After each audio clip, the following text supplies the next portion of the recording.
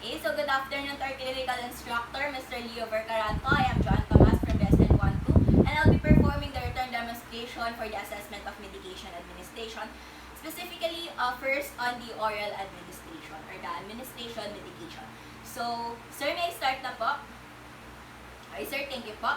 So, first thing that we should do is that we should gather the equipment. Like, for example, we have here on the bedside the gloves, the alcohol for hand washing, the medication, the improvised medication vest, the cotton balls, and so on and so forth. And then we should watch out for the inconsistencies if several factors if consistent or not. So we should watch out for the allergies also. So before doing that, we should know what is the medication order of the institutional policy. If it is acetaminophen or the analgesic paracetamol, so we should check out that for the on our improvised patient's chart. Okay. Okay, so in order to do that is that we should also watch out for the allergies of the patient written here in the patient's chart, and also we should check for any allergies on the patient's ID band, so we could determine if there were any allergies or not. So after checking the allergies is that you should know what is the drug actions of the drug that we are administering to. So the drug action of analgesic paracetamol is that it weakens the cell. It is also served as antibacterial, anti-infection, and also after the drug actions that we should know the special nursing care if we should provide care, and the safe dosage ranges of a 13 years old older is that it is dosed every 4 hours. So we should give the patient a dose every 4 hours at approximately 12.5 milligram to 12.5 milligram per kilogram. Then what is our administration purpose? So the administration purpose is that it provides a relief, pain, and other certain factors, both external or internal factors that may affect the patient. Okay, so the side effects of this analgesic paracetamol is that the patient can cause stomach pain, nausea, headache, dizziness, and so on and so forth. That is included also on the patient's chart. Okay, so after doing those is that we should know to identify the client. So in identifying the client is that we have 2 ways: checking the ID band and asking the name of the client. So first, I will just be doing by checking the ID band of the patient. So sir, may I hold your hand to check your ID band? Okay. Okay, so after identifying the client is that we have to assess the ability to swallow of the client, if the client can swallow foods or any liquids. Okay, so that is also included in the patient's chart, and also I will be asking the client if the client can swallow or drink. Okay, so after doing those is that we have to wear the medication vest. So I'll just wear, this is an improvised medication vest.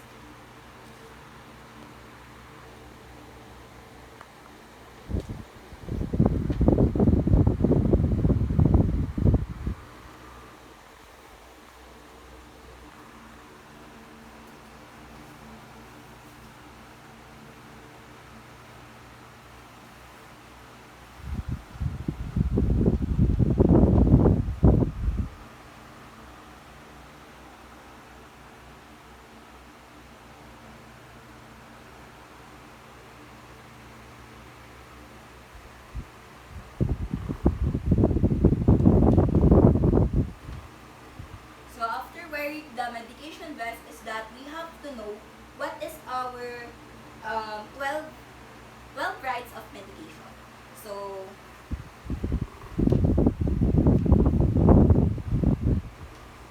So here in the Philippines, we have 12 rites of medication, and on the international, we have a standard of 6 rites of medical administration, so or rites of medication.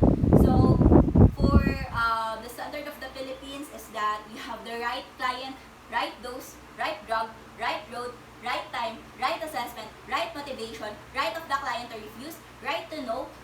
the reason of drug, right evaluation, right documentation, and right drug preparation. Okay? So in doing and after doing those is that we have variation in practice. This is very based on the institutional policy of the hospital. So that is we should first position the medication cart outside. So as I have said, it varies on the hospital, but I'll just do it the medication cart. So I'll just unlock the medication cart. So assuming that I unlock the medication cart and I enter the passcode into the computer. So okay, after I enter the passcode into the computer, I'll prepare medication on one patient. But here in the Philippines, we should prepare the medication right in front on the bedside, or if we have a medication area based on the institutional policy or based on the hospital. So it depends. Okay, so right now we should do preparation medication as per one patient only. So this is to avoid any confusion. Then after preparing the medication is that we will read the mark or the medication administration register or the record, medication administration record for proper medication. So it is also instilled here on the patient's chart together with the medication administration record, and also we have to compare the label. So the medication that we will be using is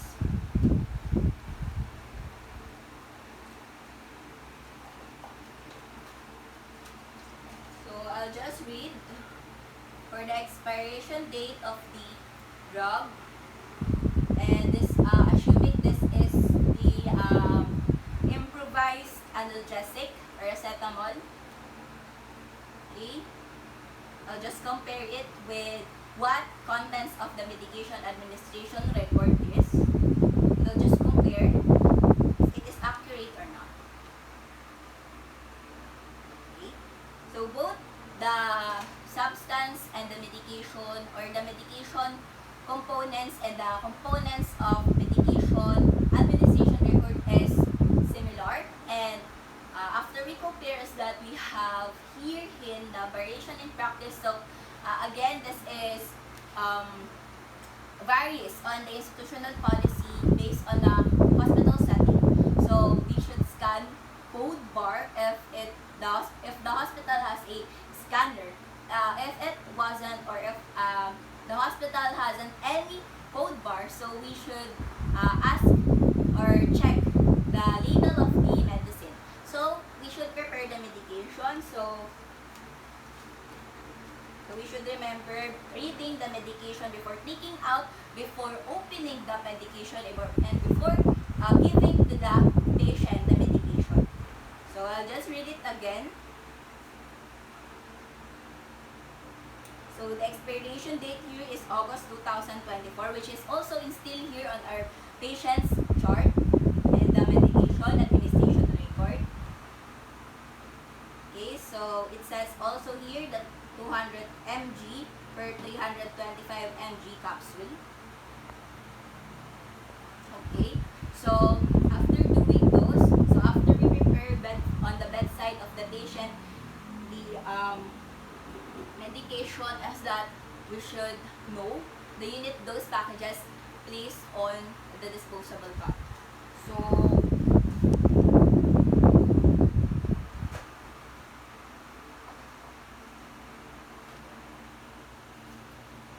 imagine here is assuming that this is our disposable cup, and we should place this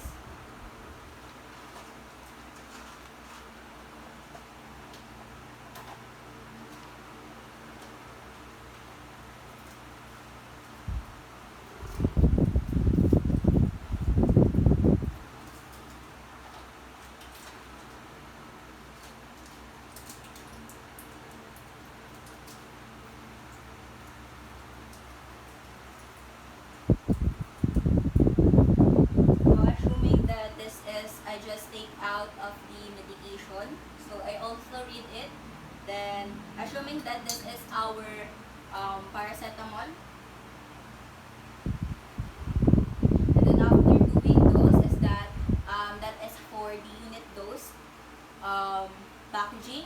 For the multi-dose containers, so here is one example of the multi-dose container. This is just improvised. Okay, so for this we have to pour the necessary number on the bottle cap.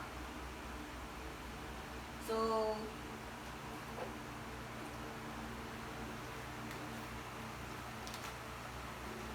we will just have to improvise.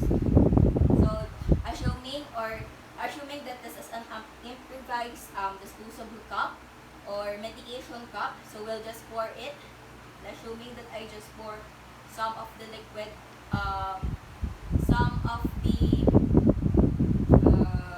some of the unit dosage or the pour necessary number of the bottle cup tablets for the multi-dose container. Okay, so into the medication.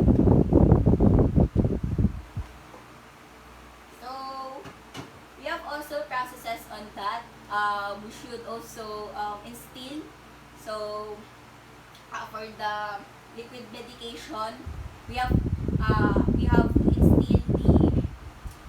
to instill the medication using a syringe.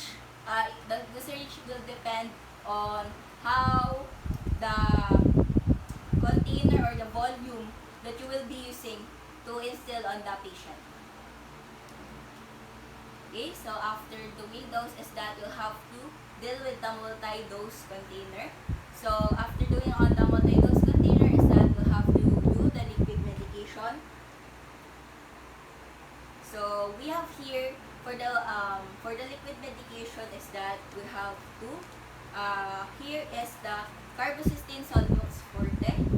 We have here 500 mg or 5 millimeters. Then also I'll just read if it is expired or not. So it will be expiring on February 2, 2023. And this mucolytic. And also the appropriate drug actions and effect of this liquid medication is also instilled on the patient's chart and the medication or the medication administration record. Then you'll have to put that the liquid medication on the we have to put here on the medication cup. So in doing that, you'll have to hold the bottle of the liquid medication so that the label is against on the palm. And also we should read for any accurate measuring device. So we don't have any device here in the Philippines, but we have devices here international. So if the hospital has any device, is that we will be using that device to measure the accurate proportional measurement of that medication. So the amount of medication is 500 milligram per 5 ml. So the amount of medication or we should do this in the eye level. Then we should after we pour into the bottle, just like that. After we pour into the bottle, is that we should before we close the liquid medication, is that we have to clean it by using sterile.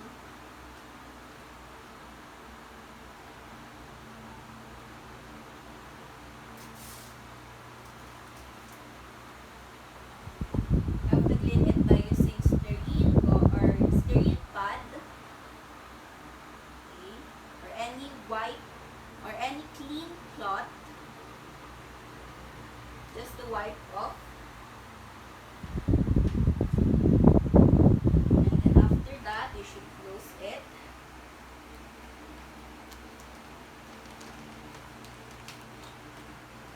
dispose it properly. Then, after doing those is that we have to recheck the medication administration record.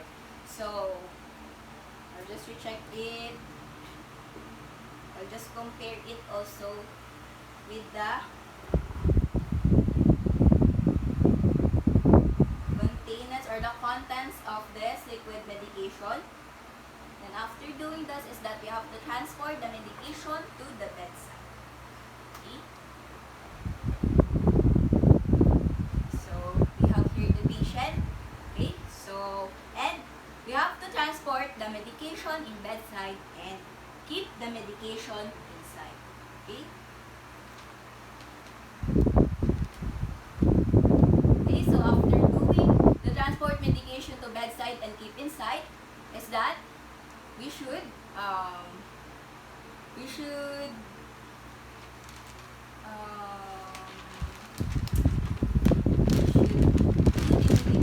or after doing the transport of medication trays that we will have to perform the hand hygiene. But before the hand hygiene is that we should have the patient medication at the right time. So we should check the time. It's already 3:45 in the afternoon. So it is still here that the medication should take 3:45 p.m. in the afternoon. So we'll perform hand hygiene.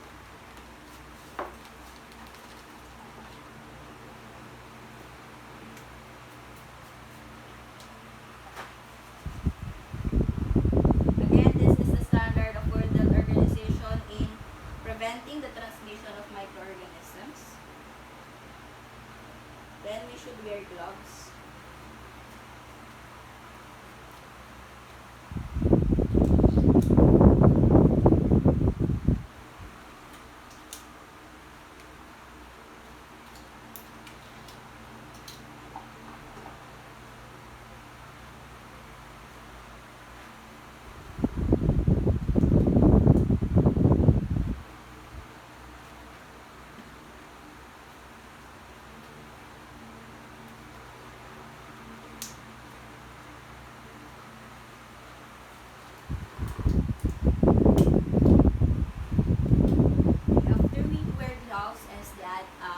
We have to identify the patient and introduce ourselves and to support the patient as well.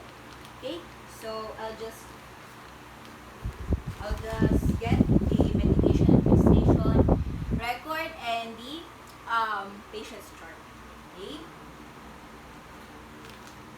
Okay, so good afternoon, sir. I am John Tomas, a student nurse from the Western University of the Philippines, and I'll be your nurse from 3 p.m. to 7 p.m. in the evening. So, sir, for verification, may I know your name? Okay, may I know your age? Okay, may I know your birthday? So, also, sir, may I hold your hand again to check the ID band? So, also, the patient do not instill any allergies based on the patient's ID band. Okay? So, after that, sir, is that what we're going to do is that don't worry, sir, this is for safety purposes po, no? And what we're going to do is that we will have to do a administration po sa inyo, medication administration, wherein you will take po medication po, no? Yung pag-inom po natin ng gamot through liquid and through a solid po. No, that is po your choice. And then, of course, we should also assess if there were any allergies po sa inyo. Okay lang po ba yun, sir? Okay? So, don't worry, sir. This is for safety purposes and everything that will be conducted and recorded within this assessment will be fully confidential within me and the attending physician that I'll be referring po. Is it okay po with you, sir? So, after we introduce ourselves to the client, we should explain the effects of the drug. So, after taking the drug po, or after administering the drug could give you dizziness, headache, or nausea. So, but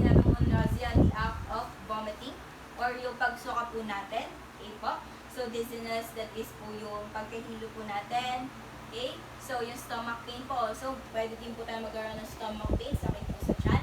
Okay po, does that okay po with you, sir? Okay?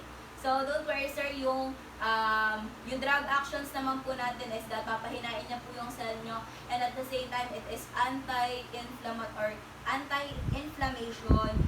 Nire-relieve niya po yung pain na nararanasan nyo, just like kapag may sakit po kayo. Okay po? Okay. So, after explaining the procedure on the client, we should assist the client into an upright or lateral position. So, sir, can you sit po?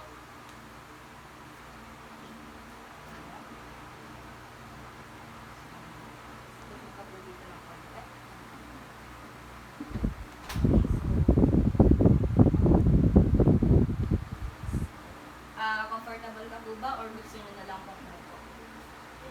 Ganyan na lang. Okay? So, after we position the client into an upright position, so assuming that there is a support here, so I'll just support you na lang po, so to avoid any sign of discomfort. So, we should now administer the medication. So, if gusto niyo po ba ng water po? Okay, water.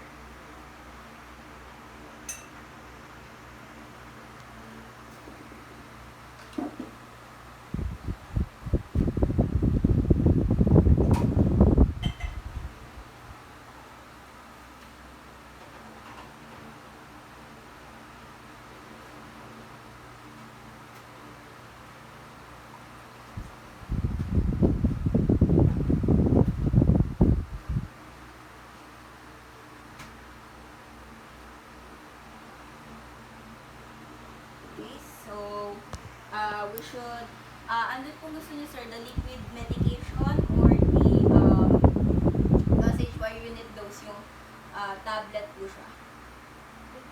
Okay, liquid.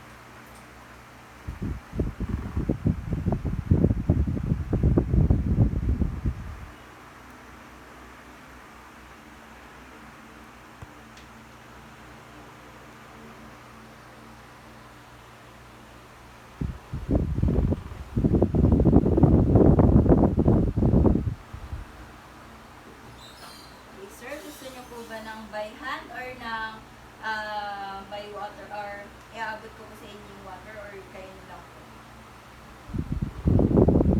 Ito po muna.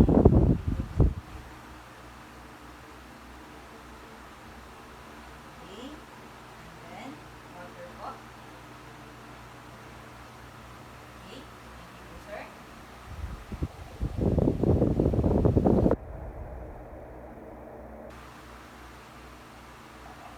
After administering the medication, is that will have to remain until the medication is swallowed, remain to the position. Okay, so remain na lang po siya. Okay, so swallow niyo na po. Okay, so also we have to ensure the comfort of the patient. So are you comfortable within the position po, or gusto niyo pong bumalik ulit sa pagkakahinga?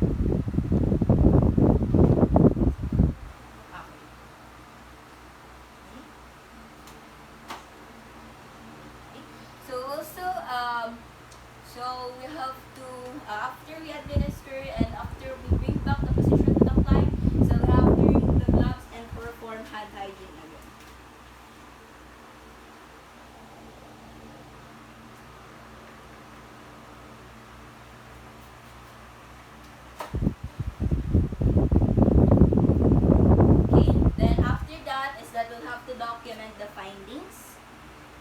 So the patient does not show any allergies at all, and also based on the medication record of the patient and the patient's chart is that the effectivity of the patient or of the medication will be lasting about 6 hours, 6 to 12 hours approximately, and if we should evaluate the response of the patient and the time frame. So now it is 3:45 p.m. or 3:50 I should say, 3:50 p.m. in the afternoon. So